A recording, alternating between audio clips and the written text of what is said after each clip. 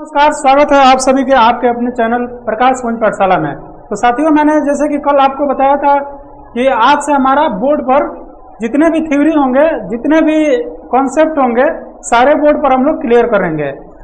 तो चलिए दोस्तों, आज मैं आपको ज्योग्राफी का क्लास स्टार्ट कर रहा हूं और ज्योग्राफी में जितने भी आपके प्रतियोगी परीक्षा में पूछे जाएंगे प्रश्न, सारे प्रश्नों को हम लोग यहाँ पर थ्योरी के माध्यम से करने का प्रयास करेंगे। ठीक है दोस्तों, आपको यहाँ पर सारा चीज जो मिलेगा वो ऑथेंटिक मिलेगा। ठीक है, जिस पर आपको जितना भी फैक्ट बताया जाएगा वो सारे फैक्ट को आप 100% क्लियर मानकर चलिएगा दोस्तों, उसमें डाउट कोई भी नहीं होगा। ठीक है, तो चलिए हम लोग आज शुरू करते हैं अपने ज्योग्राफी की क्लास को। और जैसा कि मैंने पिछले वीडियो में ही आपको बता दिया था कि हम लोग शुरुआत करेंगे ज्योग्राफी से। तो ज्योग्राफी का हम लोग का पहला जो यह क्लास है और इसमें हम लोग इंडियन ज्योग्राफी के बारे में सबसे पहले पढ़ेंगे और फिर उसके बाद वर्ल्ड ज्योग्राफी के बारे में पढ़ेंगे, फिर उसके बाद हिस्ट्री के बारे में, पॉलिटी के बारे में, और जितने भी आपके जनरल कंपटीशन में जीके जीएस के पोर्शन हैं वो सारे पोर्शन को हम लोग यहाँ पर थ्योरी के माध्यम से पूरे डिटेल्ड क्लास के साथ आपको चलेंगे। ठीक है, तो चलिए हम लोग शुरुआत करते हैं आज कि भारत के भूगोल के बारे में। ठीक है, तो सबसे पहला हमारा आज का क्लास है, हेडिंग डाल लेंगे, कॉपी कलम लेकर बैठ जाएंगे, भारत के भूगोल। ठीक है, क्या है? भारत का भूगोल। ठीक है, पहले हम लोग देखेंगे भारत का भूगोल। ठीक है, हम लोग क्या पढ़ रहे हैं? भारत का भूगोल। ठीक है दोस्तों, तो पहला टॉपिक है कि भारत का नामकरण कैसे हुआ। आप सभी को पता होगा कि भारत को अनेक नामों से बुलाया जाता है। ठीक है, तो पहला टॉपिक हमारा यहाँ पर टॉपिक लिख देंगे कि भारत का नामकरण। ठीक है, भारत का क्या नामकरण, भारत का नामकरण। ठीक है, तो देखते हैं हम लोग एक एक करके भारत को कितने नामों से बुलाया जाता है। तो आपको पता होगा कि भारत को पहले आर्यवर्त बुलाया गया, भारत बुलाया गया, हिंदुस्तान बुलाया गया, जम्बू द्वीप बुलाया गया और इंडिया बुलाया गया। तो ये सब नाम आई कहाँ से? ठीक है, कभी सोचे कि ये जो कितने सारे भारत का नाम है ये कहाँ से आया है? ठीक है, तो यहाँ पर सबसे पहले हम लोग भारत का भूगोल पढ़ रहे हैं, तो भारत के भूगोल के बारे में हम लोग समझेंगे ना कि भारत का नामकरण कैसे हुआ। ठीक है, तो चलिए सबसे पहले हम लोग देखते हैं कि आर्यवर्त जो नाम है, ठीक है, जो आर्यवर्त जो नाम था इसकी पृष्ठभूमि क्या थी, ये कैसे आर्यवर्त नाम को रखा गया। ठीक है दोस्तों, तो देखिए जो आर्य आए थे हमारे यहाँ, ठीक है, वो उन्होंने ही इस नाम को रखा। आर्यवर्त को कौन रखा था? आर्य रखे थे। एक मैप हम लोग बना लेंगे और मैप के माध्यम से समझेंगे। देखिए थोड़ा सा हम यहाँ पर इंडिया के मैप बरवली बना देते हैं। ठीक है, आपको दिखेगा। ठीक है,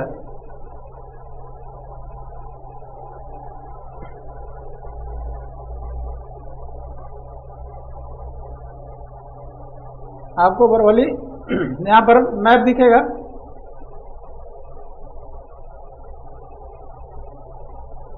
ठीक है, ये देखिए, ये हमारा रहा इंडिया का मैप। ठीक है, ठीक है, बस थोड़ा ये जो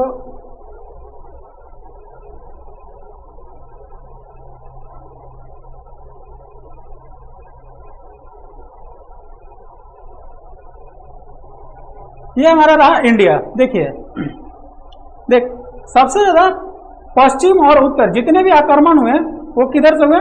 पश्चिम और उत्तर के आक्रमण से। आर्य भी हमारे इधर से ही आए थे। आर्य कहाँ से आए थे? तो मध्य भारत से आए थे। कहाँ से आए थे दोस्तों? तो मध्य भारत से आर्य आए थे। ठीक है, आर्य जब हमारे यहाँ भारत में प्रवेश करते हैं तो आर्यों में एक मैक्स मूलर नाम है उनका। क्या नाम है? Max Muller. ठीक है, मैक्स मूलर के अनुसार, ठीक है, मैक्स मूलर के अनुसार यहां पर जब आर्य है तो आर्य क्या किए कि इन्होंने भारत में एक सभ्यता को विकसित किया और उस सभ्यता का नाम है वैदिक सभ्यता। इन्होंने किस सभ्यता को विकसित किया? तो वैदिक सभ्यता को विकसित किया। ठीक है, ठीक है, लगभग आपको 1000 ईसा पूर्व पहले की बात है। ठीक है, सिंधु घाटी सभ्यता के बाद आपका कौन सा आता है? तो ये वैदिक सभ्यता आता है। ठीक है, तो आर्यों के निवास स्थान को, ठीक है, आर्यों के निवास स्थान को मैक्स मूलर कहते हैं कि आर्यों के निवास स्थान को आर्यावर्त कहा गया। ठीक है, क्या कहा गया? आर्यों के निवास स्थान को क्या कहा गया? निवास स्थान को आर्यावर्त कहा गया। ठीक है, आर्यावर्त कहा गया। ठीक है, आर्य किधर से आए थे? तो मध्य एशिया से आए थे। ठीक है दोस्तों, तो हम लोग समझ गए कि ये आर्यावर्त नाम कैसे पड़ा। तो आर्यावर्त हमारा नाम पड़ा आर्यों के, जब आर्य आए तो यहां पर आर्यों ने ऋग्वेद की रचना की थी। ठीक है, आर्यों ने किसकी रचना की थी? तो ऋग्वेद। ठीक है, आर्यों ने ऋग्वेद की रचना की। ठीक है, आर्यों ने जब आर्य आए थे यहाँ पर तो वहां पर सिंधु घाटी सभ्यता हमारे यहाँ विकसित हो रही थी। ठीक है, सिंधु घाटी सभ्यता के बाद आए थे। तो सिंधु घाटी सभ्यता में कुछ नदियां हैं, उन नदियों के बारे में जानते हैं और उन नदियों के जो पुराने नाम थे वो कौन कौन से नाम थे। आपको पता है कि यहाँ पर क्या है? यहाँ पर एक मानसरोवर झील है। ठीक है, यहाँ से 2 नदियां निकलती हैं। ठीक है, एक नदी तो आपको इधर खम्बात की खाड़ी की तरफ जाती है, यानी पश्चिम की तरफ जाती है, और एक नदी जो है आपका कहाँ जाती है? आपका यहाँ से ऐसे ये ब्रह्मपुत्र। ठीक है, ये कौन सी नदी है? तो सिंधु नदी है। कौन सी नदी है? तो सिंधु। और ये कौन सी नदी है? तो ब्रह्मपुत्र। नदियों के बारे में हम लोग अलग से पढ़ेंगे। ठीक है, ब्रह्मपुत्र नदी। ठीक है, तो सिंधु की सहायक नदियां कौन कौन सी है इसके बारे में हम लोग थोड़ा सा डिस्कस कर लेते हैं कि कौन कौन सी सिंधु की सहायक नदी है। ठीक है, तो चलिए इधर आप लोग एक बार इसको स्क्रीनशॉट ले लीजिएगा, नहीं तो कॉपी पर लिख लीजिएगा, पॉज करके उसको लिख लीजिएगा। ठीक है, हम लोग देखते हैं सिंधु की सहायक नदियां। ठीक है, क्योंकि जो सिंधु नदी है, ठीक है, वैदिक सभ्यता से पहले हमारा जो यह भारत है वो कहाँ स्थित था? तो सिंधु नदी के किनारे। तो सिंधु की सहायक नदियों को हम लोग देखते हैं। सिंधु की सहायक नदियां। ठीक है, सिंधु की सहायक नदियां। ठीक है, सिंधु की सहायक नदियां कौन कौन सी हैं? तो चिनाब, रावी, सतलज,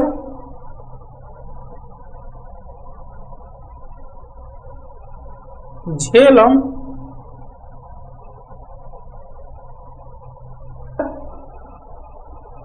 व्यास नदी।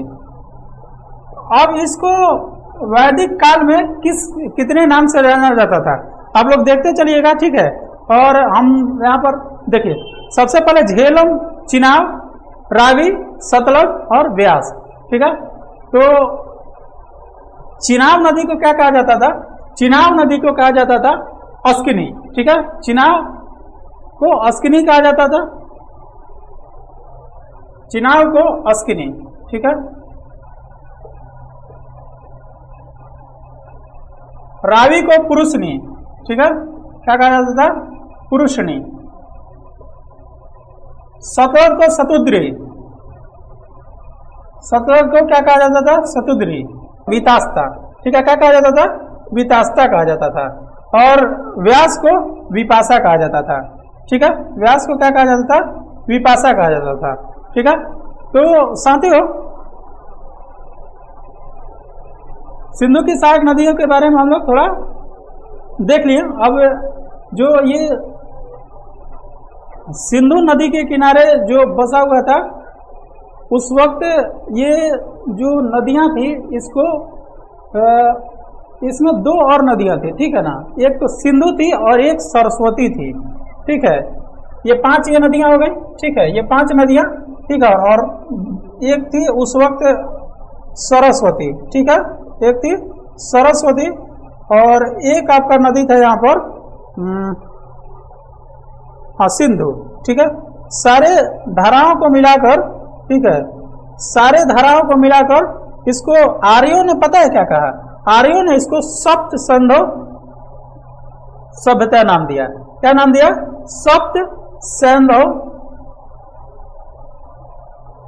सभ्यता नाम दिया, ठीक है। क्या नाम दिया? सप्त सिंधु सभ्यता, ठीक है। तो कहने का अर्थ यह है कि आर्यावर्त का नामकरण जो हुआ वो आर्य के आगमन के बाद हुआ, ठीक है। सबसे पुराना नाम जो है हमारे भारत का, वो पुराना नाम है आर्यावर्त, और आर्य के आने के बाद ही इसको आर्यों ने नाम दिया है, ठीक है। आर्यों ने नाम दिया है भारत को, आर्यों ने क्या नाम दिया है? तो भारत को आर्यों ने नाम दिया है आर्यावर्त, ठीक है। तो चलिए हम लोग अगले नाम पर चलते हैं। अगला नाम है क्या? अगला नाम है भारत। भारत ये नाम कैसे पड़ा, ठीक है। भारत नाम कैसे पड़ता, ठीक है।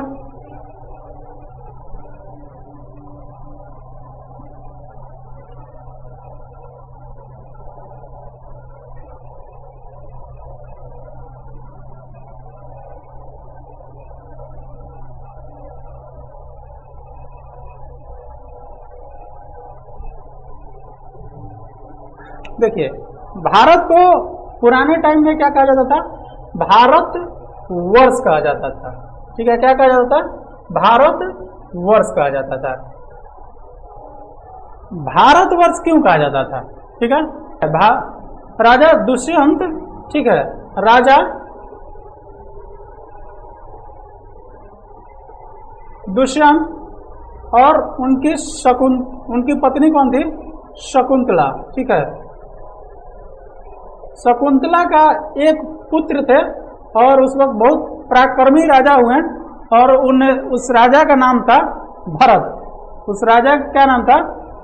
उसके इन दोनों के पुत्र थे, ठीक है, और इन दोनों के पुत्र के नाम था भरत। और माना जाता है कि भरत के नाम से ही, ठीक है, भरत के नाम पर ही भारत वर्ष का नाम पड़ा, ठीक है। कहा जाता है कि हिमालय से लेकर और पूरे समुद्र तल तक जिस राजा का राज्य हुआ करता था, उस राजा के नाम पर भारतवर्ष का नाम पड़ा है। और उस राजा का क्या नाम था? तो उस राजा का नाम था भरत, ठीक है। उस राजा का क्या नाम था? भरत, ठीक है। तो समझ गए कि भारतवर्ष नाम कैसे पड़ा? तो राजा दुष्यंत और शकुंतला की संतान के नाम पर क्या पड़ा? नाम भरत पड़ा। फिर उसके बाद यहाँ पर जो यहाँ से आक्रमणकारी जो यहाँ आए, देखिए ये भारत का बर्बरी क्या है? नक्शा है, ठीक है। जो आक्रमणकारी यहाँ से आए हैं, ठीक है,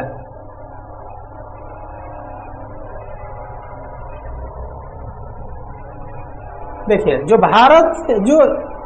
मध्य एशिया से, ठीक है, जितने भी आक्रमण हुए हैं ये पश्चिमोत्तर इलाके से ही हुए हैं। जितने भी आक्रमण हुए हैं, जो विदेशी आक्रमण हुए हैं, इधर से ही हुए हैं, ठीक है। बाबर है या फिर हुन है या फिर आर्य है, जो भी सबका क्या हुआ है? पश्चिमोत्तर इलाका से ही आक्रमण हुआ है। तो देखिए फिर उसके बाद भारत के बाद हिंदुस्तान नाम कैसे पड़ा, ठीक है। देखते हैं हम लोग कि हिंदुस्तान नाम कैसे पड़ा। हिंदुस्तान यहाँ देख लेते हैं, ठीक है। मैप को रहने देते हैं एक बार, मैप, क्योंकि देखिए मैप नहीं रहेगा तो हम लोग समझेंगे नहीं, ठीक है। और जब समझे, आज पहली क्लास है तो आप लोग जब सपोर्ट कीजिएगा तो धीरे धीरे सब चीज़ अच्छे से पढ़ा दीजिएगा। और ज्योग्राफी जो हम चालू किए हैं तो पूरे क्लास को आपको पढ़ाएंगे, ठीक है, पूरे क्लास को यहाँ पर अपलोड करेंगे, ठीक है दोस्तों। तो आप अपने दोस्तों को बता सकते हैं कि यहाँ पर ज्योग्राफी की बहुत अच्छी से विश्लेषण किया जाता है, ठीक है। और ये तो बेसिक चैप्टर है, अभी हम लोग बहुत सारे चैप्टर को अक्षांश देशांतर जो भी है तो हम लोग यहाँ से पढ़ेंगे। और कल क्या मैं पढ़ाऊँगा वो मैं आपको आज ही बता दूंगा, ठीक है, ताकि आपको लगे कि कल किस टॉपिक पर पढ़ना है, तो थोड़ा सा आप लोग भी तैयार करके आइएगा, ठीक है। हिंदुस्तान, ठीक है, नाम तीसरा नाम क्या था? तीसरा नाम था हिंदुस्तान, ठीक है, तीसरा नाम था हिंदुस्तान, ठीक है। ये हिंदुस्तान नाम कैसे पड़ा? तो देखिए, इस नाम को किसने दिया? इस नाम को ईरानियों ने दिया था, ठीक है, ईरानियों ने दिया था। क्यों दिया, कैसे दिया था, ठीक है। देखिए समझते हैं हम लोग बात को। ईरानी जब भारत है ईरान में, तो उन्होंने देखा कि इस जो नदी के किनारे जो एक देश बसता है, ठीक है, उस देश का नाम तो नहीं, उनको वो इस सब को कहते थे सिंधु, ठीक है ना, क्या कहते थे? सिंधु। जो ईरानी इधर आए थे वो किसको कहते थे? सिंधु, ठीक है। ये सिंधु नदी का नाम था। ईरानी सिंधु नहीं, मतलब एक मिनट, हाँ, ईरानियों ने इस सिंधु नाम को क्या कहा कि उन्होंने स को क्या कह दिया? स को ह कह दिया, ठीक है। जो सिंधु था ना, सिंधु, इसको ईरानी भाषा में वो लोग ह कहता था। क्या कहता था? ह कहता था, ठीक है। ईरानी भाषा में इसको ह कहता था और स को परिवर्तित करके हिंदू कर दिया, ठीक है। स को परिवर्तित करके ईरानियों ने, ठीक है, ईरानियों ने क्या कर दिया? ह कर दिया। तो यहाँ पर हो जाएगा क्या? हिंदू। और सिंधु के किनारे बसने वाले जो लोग थे उनको इन्होंने क्या कहा? लोग थे उनको इसने हिंदुस्तान कहा, ठीक है। क्या कहा? हिंदुस्तान, ठीक है। इन्होंने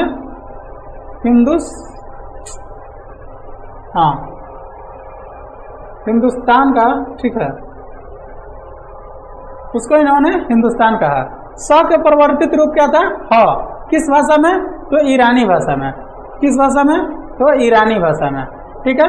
तो ये आपका हिंदुस्तान नाम के पीछे कारण है, ठीक है।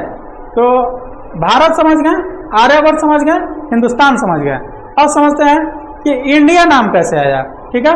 तो इंडिया नाम, इंडिया एक ग्रीक नाम है, ठीक है। और इसके पीछे भी क्या है? कहानी है।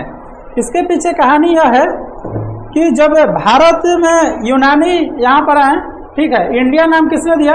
यूनानियों ने दिया था, ठीक है। इंडिया नाम को कौन दिया था? तो यूनानियों ने दिया था। देखिए, जब यूनानी भारत आए थे तो यहाँ पर बहुत सारी नील की खेती होती थी, ठीक है। भारत में नील की खेती के लिए बहुत प्रचलित जगह था भारत, ठीक है। यानी कि जो सिंधु का इलाका था, जो सिंधु नदी के किनारे का जो इलाका था, ठीक है, तो ये पूरा तो सिंधु का इलाका था। इधर नहीं आए थे, वो इधर नहीं आते, कहाँ आए थे? इधर, ठीक है। तो यहाँ पर उन्होंने आया तो देखा कि यहाँ पर बहुत सारे नील की खेती होती है। तो नील को उन्होंने क्या कहा? इंडस कहा। उन्होंने नील को क्या कहा? इंडस। नील को इंग्लिश में हम लोग क्या कहते हैं? नील को हम लोग इंडिगो कहते हैं ना, क्या कहते हैं? इंडिगो, ठीक है। लेकिन उन्होंने इंडिगो को क्या कहता है? कह रहा था लोग, यूनानियों ने इंडिगो क्या कहा? इंडस। क्या कहा? इंडस, ठीक है। इंडस हम लोग पढ़ते हैं इंडस वैली सिविलाइजेशन, ठीक है। तो ये यूनानियों ने नाम दिया कि इंडस वैली सिविलाइजेशन का नाम कौन दिया? यूनानियों ने दिया, ठीक है। और इंडस को ही परिवर्तित करके नाम रख दिया इन्होंने इंडिया, ठीक है। तो इंडस का परिवर्तित रूप क्या है? इंडिया नाम है। इंडस का परिवर्तित रूप क्या है? इंडिया है। क्यों है? तो नील की खेती यहाँ पर होती थी सबसे ज़्यादा, इसलिए क्या है, इनको इंडस इंडिया नाम दिया गया। ठीक है, तो अब समझ गए कि ये भारत, हिंदुस्तान, इंडिया, आर्यावर्त। ठीक है, तो चलते हम लोग अपने अगला एक जम्बू द्वीप नाम था। क्या नाम था? जम्बू द्वीप। तो जम्बू द्वीप के बारे में थोड़ा सा हम लोग समझ लेते हैं। ठीक है, ये बहुत ही पुराने समय की बात है, जो कि आपको विष्णु पुराण में मिलेंगे, फिर उसके बाद जैन में मिलेंगे, बौद्ध में मिलेंगे। ठीक है, जम्बू द्वीप कितना 5वां नाम। ठीक है, नाम था जम्बू द्वीप। ठीक है, जम्बू द्वीप भी कहा जाता था। ठीक है, देखिए 7 द्वीपों में सबसे जो इम्पोर्टेंट द्वीप के बारे में पढ़ेंगे। देखिए 7 द्वीप के पढ़ने का कोई आवश्यकता नहीं हम लोग को। ठीक है, क्यों? क्योंकि उसमें तो अलग अलग है। जम्बू द्वीप इसलिए कहा गया था कि क्योंकि ये जम्बू द्वीप हमारे भारत का ही पुराना नाम है। ठीक है, जो हम पढ़ा रहे हैं वो आपको बहुत जगह नहीं मिलेगा। ठीक है, थ्योरी के रूप में पढ़ा रहे हैं। थोड़ा सा आपको आवाज़ का इशू होगा दोस्तों। ठीक है, क्यों इशू हो रहा है? क्योंकि यह जो जहाँ पढ़ा रहे हैं हम, इसका थोड़ा रूम खाली है। ठीक है, तो थोड़ा मैनेज कीजिएगा आप लोग। बाकी हम लोग देखते हैं पढ़ाई पर, और आप लोग अपने दोस्तों को शेयर कीजिएगा। जम्बू द्वीप क्यों कहते हैं? देखिए जम्बू द्वीप का अर्थ क्या होता है। ठीक है, जम्बू द्वीप को लिया गया जामुन। जामुन सुना? जामुन, जामुन के वृक्ष, जहाँ पर जामुन के वृक्ष सबसे अधिक थे, उसको विष्णु पुराण में क्या कहा गया? विष्णु पुराण और आप महाभारत में भी आपको इसको भागवत गीता में, ठीक है, भागवत गीता में भी जम्बू द्वीप का नामकरण है। ठीक है, तो यहाँ पर जामुन के वृक्ष बहुत ज़्यादा होते थे, इसीलिए इसको जम्बू द्वीप कहा गया। ठीक है, तो हिंदू धर्म के ग्रंथों के अनुसार, यानी कि विष्णु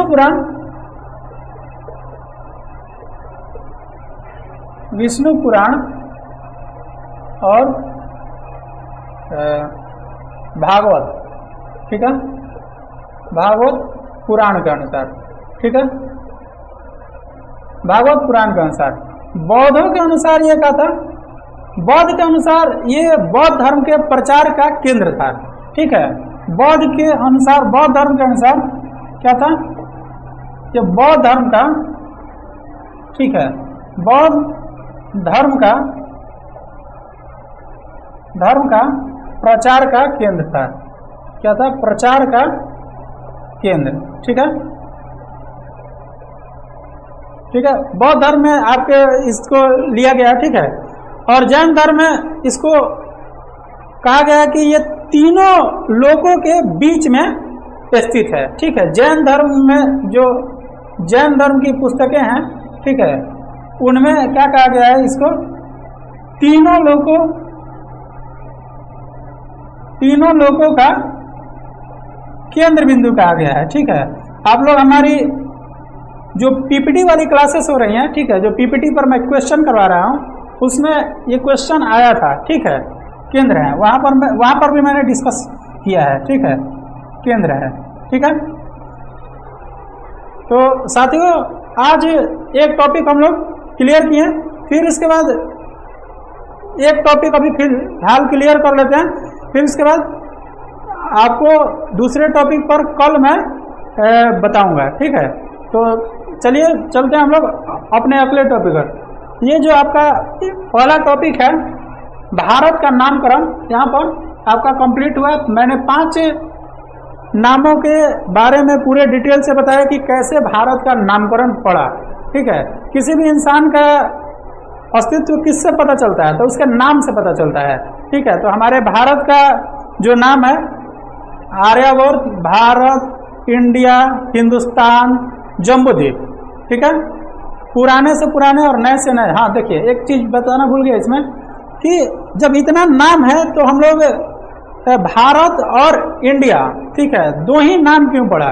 तो देखिए ऐसी चैलेंजिंग बातें आई थी। ठीक है, ऐसी चैलेंजिंग बातें आई थी कब? जब संविधान लिखा जा रहा था। तो जब संविधान लिखा जा रहा था दोस्तों, तो उस वक्त देखिएगा आपको आर्टिकल 1 में ही इस चीज़ को उल्लेख किया गया है कि भारत जो है, ठीक है, इंडिया दैट इज भारत, ठीक है, लेकिन होना क्या चाहिए था, भारत दैट इज इंडिया, ठीक है। हालांकि ऐसी कुछ बात नहीं है, दोनों ही भाषा जो है हमारी नहीं है, ठीक है। जो आपको बता दिए कि जो इंडिया है वो यूनानियों की भाषा है, और जो भारत है, भारत हमारी ही भाषा है, क्योंकि भारत जो राजा थे भरत, ठीक है, उनके नाम पर रखा गया है, ठीक है। तो आर्टिकल 1 में क्या लिखा हुआ है, आर्टिकल 1 में लिखा हुआ है कि इंडिया दैट इज भारत, ठीक है। ऐसी परिस्थितियां कब आई थी, तो जब देश आजाद हुआ था, जब संविधान लिखा जा रहा था। आपको पता होगा कि संविधान को लिखने में कितने दिन लगे हैं, तो 2 साल 11 महीना 18 दिन, ठीक है। तो चलिए हम लोग इसको पूरे तरीके से इरेज करते हैं और फिर हम लोग अगले टॉपिक पर चलते हैं। पहला टॉपिक हम लोग का समाप्त हो गया, और हमारा जो अगला टॉपिक है भारत की अवस्थितियां या फिर भारत की स्थिति, ठीक है। भारत की अवस्थिति कैसे है, सापेक्ष स्थिति में और निरपेक्ष स्थिति में, ठीक है। तो सबसे पहले हम लोग देखेंगे कि भारत की सापेक्ष स्थितियां क्या हैं, ठीक है। भारत की सापेक्ष स्थितियों के बारे में देखेंगे। सबसे पहले विश्व में देखेंगे, फिर एशिया में देखेंगे, ठीक है। तो अब हेडिंग दीजिएगा यहाँ पर कि भारत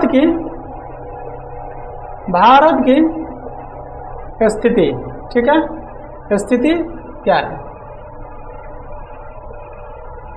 भारत की स्थिति, ठीक है। भारत की स्थिति लिख दिए, स्थिति, ठीक है, चाहे अवस्थिति भी लिख सकते हैं, ठीक है। देखिए, भारत को 2 स्थितियों में बांटा गया है, एक सापेक्ष और एक निरपेक्ष, ठीक है। सापेक्ष और निरपेक्ष का अर्थ क्या है, अभी मैं आपको समझा देता हूँ। इसको ऐसे आप बना लीजिए, ठीक है। एक है सापेक्ष स्थिति और एक है निरपेक्ष स्थिति, ठीक है। सापेक्ष मतलब होता है वास्तविक, ठीक है, जो कि आपको मैप में देखने को मिलेगा, वास्तविक। और एक है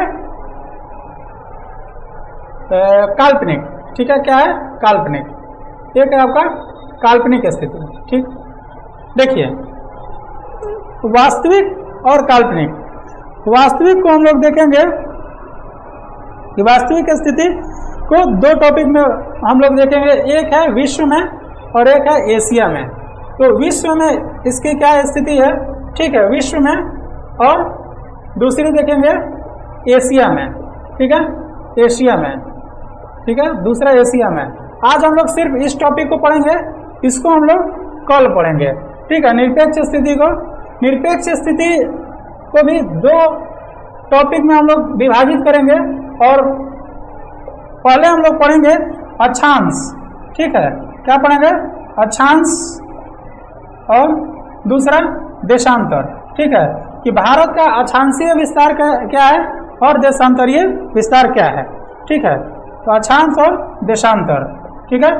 देखिए, मैं आपको बिल्कुल टॉपिक वाइज पढ़ाता चलूँगा, ठीक है, जिससे आपकी एक नोट्स भी तैयार हो सके और आप अच्छे से ज्योग्राफी अगर आपको नहीं आता तो बेसिक से बेसिक लेवल तक आपको लेकर चलूँगा मैं, ठीक है। अगर आप एसएससी से लेकर और बिहार पुलिस तक और सीजीएल से लेकर एमटीएस तक किसी भी एग्जाम का तैयारी कर रहे हो तो आपके लिए यह चैनल रामबाण साबित होगा दोस्तों, ठीक है। अभी आज ही क्लास चालू हुआ है, और जैसे ही धीरे धीरे हमारी क्लासेस बढ़ती जाएंगी, ज्योग्राफी मैंने स्टार्ट किया है तो मैं ज्योग्राफी को पूरे तरीके से आपको पढ़ाऊंगा, ठीक है।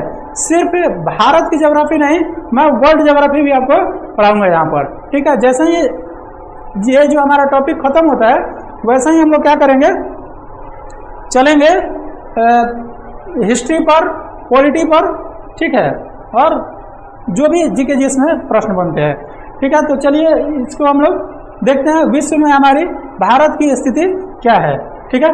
तो देखिए, उससे पहले हम लोग थोड़ा सा बेसिक जानकारी को देख लेते हैं कि बेसिक जानकारी क्या है। तो देखिए, आपको पता है कि 4 दिशाएं होती हैं, ठीक है। क्या होती है? 4 दिशाएं होती है ना।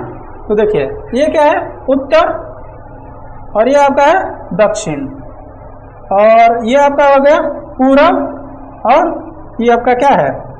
पश्चिम, ठीक है। उत्तर, दक्षिण, पूरब और पश्चिम, इसको हम लोग क्या कहेंगे? उत्तर पूर्व, ठीक है।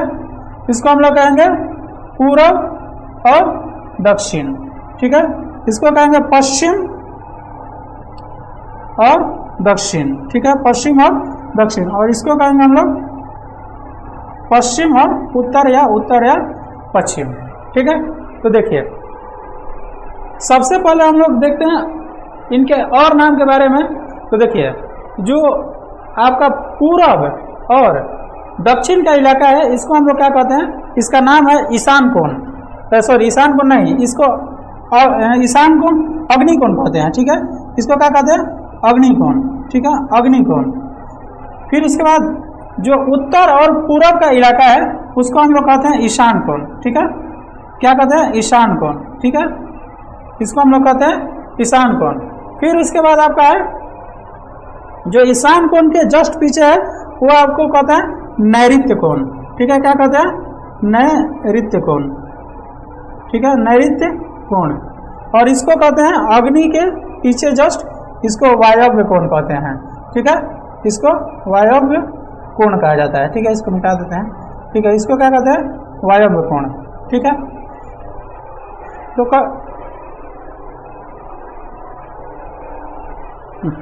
हाँ, 1 मिनट, ठीक है। इसको क्या कहते हैं? नैऋत्य कोण, वायव्य कोण, ठीक है। देखिए, तो हमारा जो विश्व में भारत है, ठीक है, थोड़ा सा इसको हम इरेज करेंगे और यहाँ से हम लोग समझेंगे कि विश्व के संदर्भ में भारत की स्थितियाँ क्या है, ठीक है। वहाँ मैथ समझ गए, ठीक है। तो टॉपिक का हेडिंग डालिएगा, ठीक है, कि विश्व के संदर्भ में भारत की अवस्थिति, ठीक है। क्या है? विश्व के संदर्भ में भारत की अवस्थिति, ठीक है, भारत की अवस्थिति, ठीक है। विश्व के संदर्भ में मान लीजिए कि जो हमारा भारत है, सॉरी विश्व है, ये पूरा विश्व है, पूरा होल हम लोग यहाँ पर क्या कर लिए? विश्व बना लिए। अच्छा नहीं बना, ठीक है, ठीक है। ये पूरा क्या है? हमारा विश्व है, ठीक है। ये पूरा क्या है? सॉरी, ये पूरा क्या है? चलिए छोड़िए समझने से, ठीक है। ये इसको हम लोग इस तरीके से बांट लिए, ठीक है। पूरा विश्व यहाँ पर है। तो हमारा जो विश्व है वो, इसको हम लोग कहते हैं अक्षांश, इसको अक्षांश कहेंगे, ठीक है। इसको अक्षांश कहेंगे और इसको देशांतर कहेंगे, ठीक है, देशांतर। आपको पता होगा ये बात, ठीक है। जो खड़ी लाइन होती है उसको क्या कहते हैं? देशांतर, और जो ये वाली लाइन होती है उसको कहते हैं अक्षांश। तो हमारा जो भारत है ना, भारत हमारा यहाँ पर स्थित है। कहाँ स्थित है? भारत हमारा यहाँ स्थित है, ठीक है। और कहाँ? उत्तर और पूरब में स्थित है, ठीक है। यानी कि किस कोण में है भारत? तो वो ईशान कोण में है, ठीक है।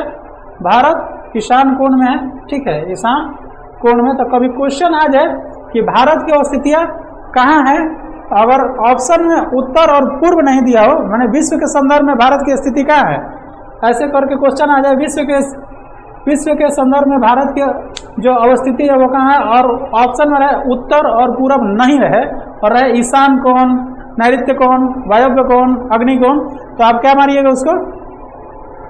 आप मारिएगा ये ईशान कोण, ठीक है। एशिया के संदर्भ में देखिएगा, जब हम भारत का अवस्थिति देखते हैं एशिया के संदर्भ में, ठीक है, एशिया के संदर्भ में जब हम लोग भारत की अवस्थिति देखते हैं, ठीक है, तो देखिए थोड़ा सा मैं बना दूँ। देखिए ये जो आपको दिखेगा थोड़ा सा छोटा छोटा बनाता हूँ, ठीक है। ये मान लीजिए कि ये है हमारा हडसन की खाड़ी।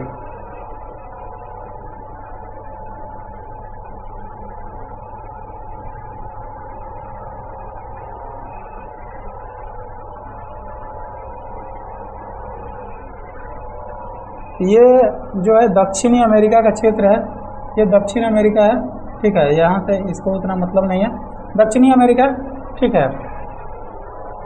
और ये जो हमारा है अफ्रीका का क्षेत्र है, ठीक है, अफ्रीका का क्षेत्र होगा और यहाँ से यहाँ तक, ठीक है। और यहाँ से ऐसे जब जाएंगे तो यहाँ पर क्या हो जाएगा, यहाँ पर ही भारत है, ठीक है, यहाँ पर भारत है, ठीक है। जब हम लोग इसको देखेंगे ना, इसको देखेंगे तो भारत कहाँ आता है, यहाँ।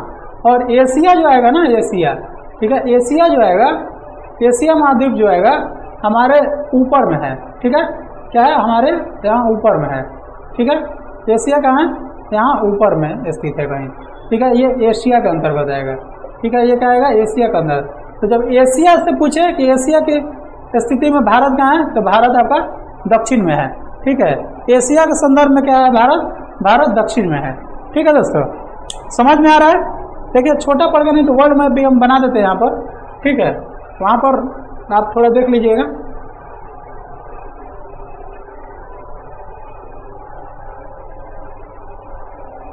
चलिए चलते हैं। अच्छा मुझे ये बताइए कि भारत का जो सबसे दक्षिणी बिंदु है, ठीक है, वो उसकी जो दक्षिणी बिंदु है, ठीक है, उसका जो भारत का मुख्य भूमि है उसका दक्षिणतम अक्षांश कौन सा है, भारत के मुख्य भूमि का दक्षिणतम अक्षांश कौन सा है, ठीक है। देखिए अब आते हैं, तब हम लोग